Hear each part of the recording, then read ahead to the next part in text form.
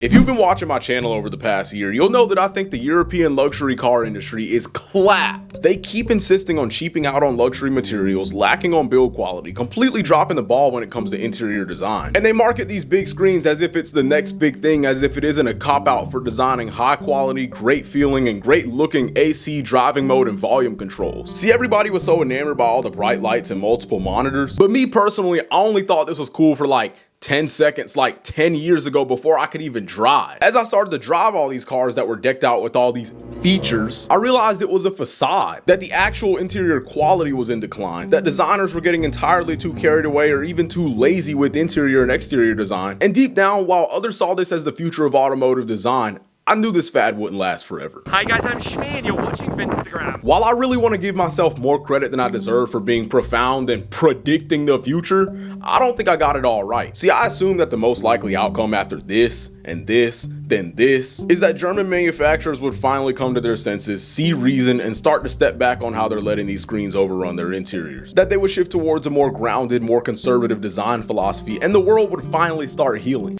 Was I wrong? Because what actually happened is we shifted into an alternate reality where Cadillac finally realized who the fuck they were. Audi just stopped trying. Lexus is making cooler engines than most of what is coming out of Germany right now, putting them in better looking cars. And Hyundai of all companies is putting belt to ass? Cause what even is this? Since when were they ever doing anything remotely cool? Hang on. Let's unpack this real quick. Cause if you've never heard of Genesis, Hyundai's luxury mark, they became a standalone brand in 2015. In the beginning, really up until recent years, they've been making exactly the type of car you'd expect from a luxury brand from a company like Hyundai. Largely unremarkable designs that felt like GTA parodies of actual luxury brands, with interiors that might have been a slight step up compared to what Hyundai is known for, but nothing that was actually going to sway the customer base of a mid to late 2010s Mercedes, BMW, Audi, or even Lexus. Everything still felt so cheap, it wasn't a good look. It was like what someone who had never been in a luxury interior before might think that a luxury interior is like. So just like other pseudo luxury brands such as Acura, Lincoln, Infiniti, and at the time even Cadillac and Lexus, that's exactly the kind of customer base they developed. People who wanted a luxury car, who wanted a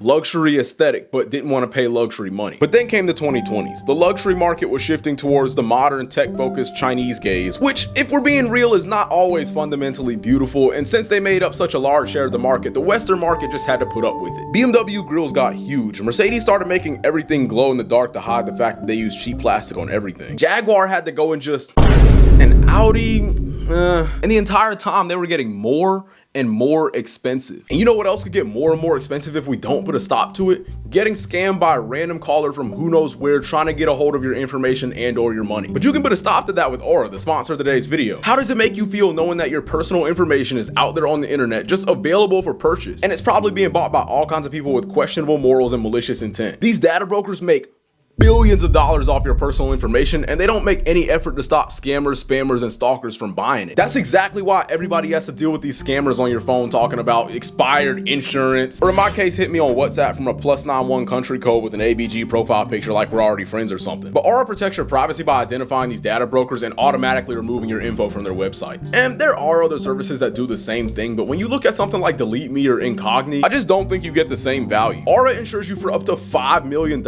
in value against identity theft. You get 24/7 US based support, and my personal favorites, things that you might already be paying more money for to begin with, are a password manager and a VPN. So go to aura.com/Vinstagram, link in description for a 14-day free trial, and in those 2 weeks, Aura will already start scrubbing your information off these data brokers' site. Because imagine driving a German luxury car with your 5 screens and your Apple CarPlay Ultra gets interrupted in the middle of an auto mix on Apple Music because some scammer's hitting your line. I'm not leaving myself vulnerable, and you shouldn't either, and I don't think anybody who does this offers a similar value as Aura, so go ahead and hit the link in the description and get started today. The value that you get from German luxury brands, however, seems to be ever diminishing in a relative sense as they continue to try and stuff more and more fluff in their cars that, yes, on paper looks better and better, but is it really what people actually want? Is it really something that you would consider premium when a lot of this stuff is already available in cheaper cars? When it comes to technology, it's matured to a point where great processors, screens, and other components have become relatively affordable. Lower end manufacturers have caught up and it's leveled the playing field. Everyone has CarPlay, everyone has ambient light price. The only thing stopping you from ordering DoorDash to your vehicle, liking the video, subscribing to the channel, and hitting the notification bell from CarPlay are the legally required software limits that keep certain apps from working on CarPlay. And for those of y'all who are watching on your Samsung Family Hub refrigerators, do not think I forgot about you. Go ahead and hit the subscribe button, like the video,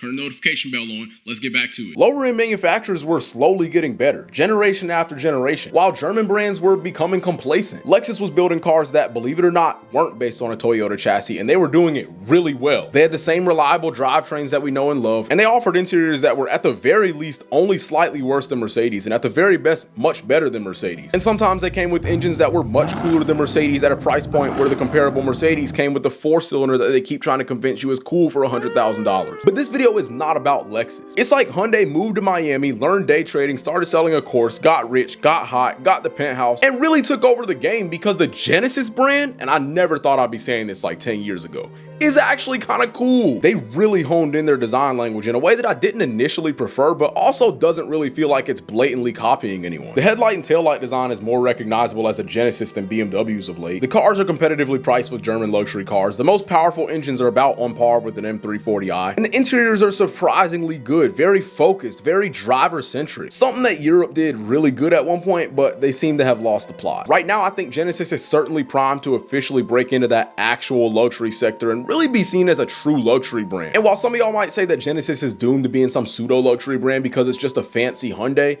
well, Audi has just been a fancy Volkswagen pretty much for all of its existence. And it's always been so painfully obvious in their shape, their design language, their interior layout, and drivetrain selection that this is the reality. And Audi wasn't even always a luxury brand if you look back before the 2000s. Audi's case is really interesting because in decades prior, they really weren't taken seriously as a luxury marque. They weren't a company that was worthy of a joust with the best or nothing and the ultimate driving machine until that fateful day in 2006 when this happened.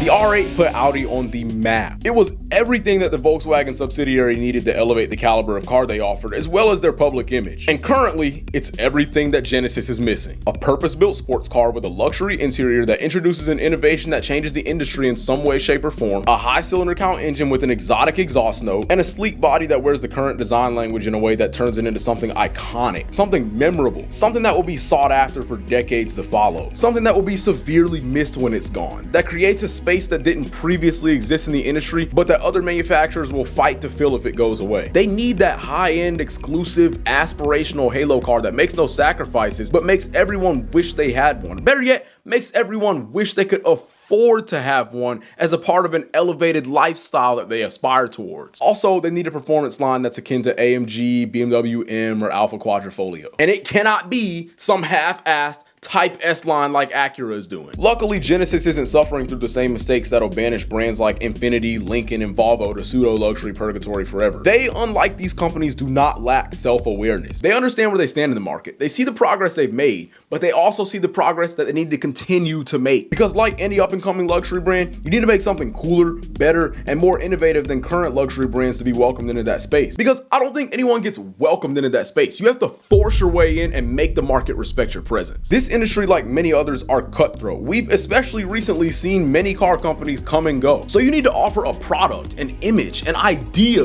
that is a step above. Something that puts pressure on the current powers that be to do better. Audi did this with the R8 and the RS line. Genesis is doing this with their new Magma line. And I love this for the brand. They named the performance division after a color, so they pretty much own the color now. They gave it meaning and tied it to the heritage and cultural background of the company. So now if any other manufacturer makes another color that looks similar, they'll get accused of copying. Depending on how iconic the brand actually becomes will decide the effectiveness of this. It can range from Infiniti Red Sport, which is largely forgettable, up to Ferrari, where if any other company sells a paint that is even remotely similar to Rosso Corsa, people will just be reminded of Ferrari. If you visit the website and have a read, they're actually doing a really good job selling a new brand identity that includes heritage, performance, mystique, and luxury. All they have to do now is sell a car that is worthy of standing behind such a status. And it cannot just be good. It must be better. For example, here's the car that's been breaking the internet lately, the new Magma GT concept, and it is cooler than most C8 Corvette variants, cooler than any current BMW, cooler than any AMG in the current lineup. Dare I say it's cooler than...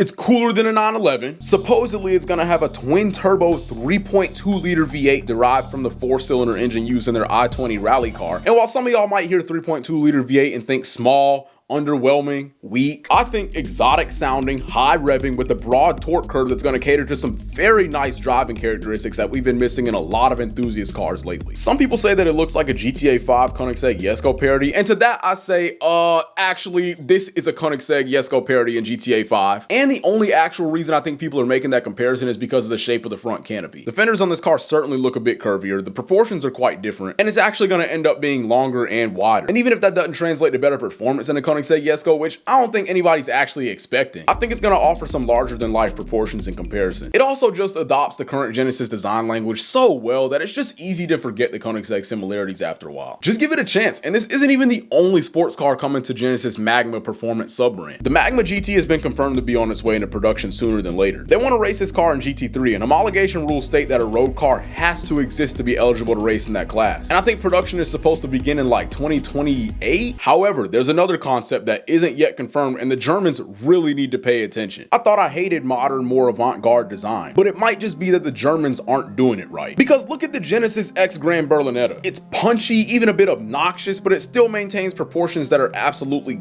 gorgeous. The curves flow into each other. There are no hard, rigid body lines that interrupt the beauty of the silhouette. Now, the website says it should have a 1,000+ horsepower V6 hybrid drivetrain, but as of now, the footage from the track sounds like a V8 with a manual transmission, and honestly, I don't think I would be upset either way at this point. If they release this to be sold alongside the Magma GT to offer smoother, more comfortable Grand Touring driving characteristics, while the Magma GT was their balls to the wall sports car that revs to the moon, I think that would just perfectly top off their Magma performance line. They just released so many new cars and concepts that made me just so excited for the brand. I feel like I've talked before about the lack of big body coupes in the market and how they aren't really sustainable in a company's lineup for the long run, which is why the 8 Series is now a 5 Series coupe instead of a 7 Series coupe, why Audi never really sold an A8 coupe, and why Mercedes had to relentlessly reinvent the S-Class coupe over and over again until they finally let it die off because it just wasn't ever gonna work. But Hyundai, of all people, is bringing back big body coupes in a major way. Check this out. Because if you weren't too fond of the Magma GT's design, I get it. Mid-engine sports cars are usually rather controversial these days. That being said, I do not trust your taste if you're not at least a little bit fond of the Genesis X Grand Coupe and Grand Convertible. Gorgeous designs. Not sporty, not extreme to any extent, just pure luxury with very well-designed interiors. I want y'all to be reminded that Mercedes and BMW could very well do things like this, but they decided to see how far they could push it with lazy design until they got soloed by a brand that hasn't even been selling vehicles under its own name for 10 years as of the day I'm writing this. Because this interior, dare I say, is a few elements in the center stack short of Bentley level design. Certainly better than anything I've seen come out of Germany or Italy over the past 5 years. And the best part is, it doesn't look like anything else. My biggest criticism of Korean and Japanese brands that are trying to offer some sort of luxury product are that they often feel like they're trying to be something else. Kias, Hyundais, Infinitis, and sometimes even Lexus and Acura used to look like they were trying to copy German design. But it's funny because now I feel like it's the other way around. This looks like something entirely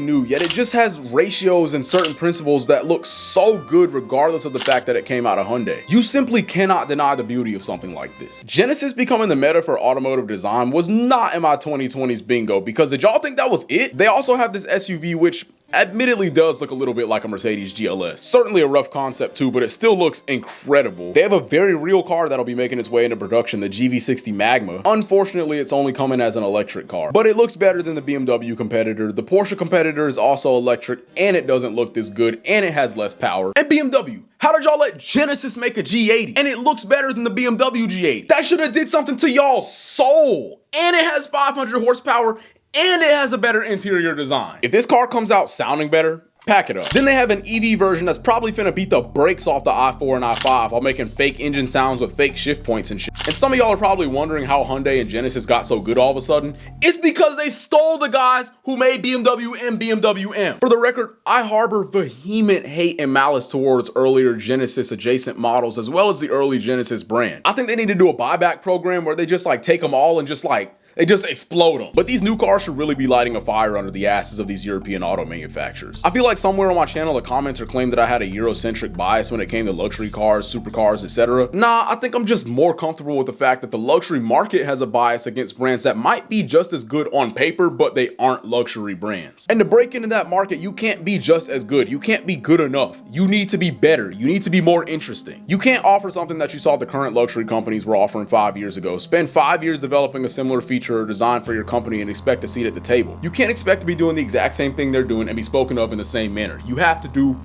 better. Genesis, like Cadillac, who I'll also be making a video about soon, is certainly primed to take up space in that market because of all the cool cars we discussed in this video, but they need to shake some flaws that they also share with Cadillac. Number one, the G80 Magma I was talking about, why are y'all only making 20? And why are they only going to the Middle East? This should be a standard production car. That shit would go stupid. If you don't best the G80, you'll at least fall short and decimate Infiniti and at least look better than BMW while you're doing it, and have a more well-designed interior than Mercedes while doing it. Number two, the sports car or the supercar, whichever it's gonna be, it's confirmed to be coming. That's good. That's excellent. But you need to be able to deliver on these concepts that you're showing off to everybody. One thing that was great about BMW throughout the 2010s is that when they showed off a concept, the car came out looking damn near the same and delivering on what they promised the car was going to be. We can look back at concepts for the 4 Series, the i8, and the M8 Grand Coupe and see how maybe not everything was road compliant and how some of the materials were more extravagant than the final renditions, but the concepts that made it to the auto shows were a solid 80 to 90% of what you could expect a real car to be like in the showroom. The Grand Berlinetta, the Grand Coupe, the Grand Convertible, those need to be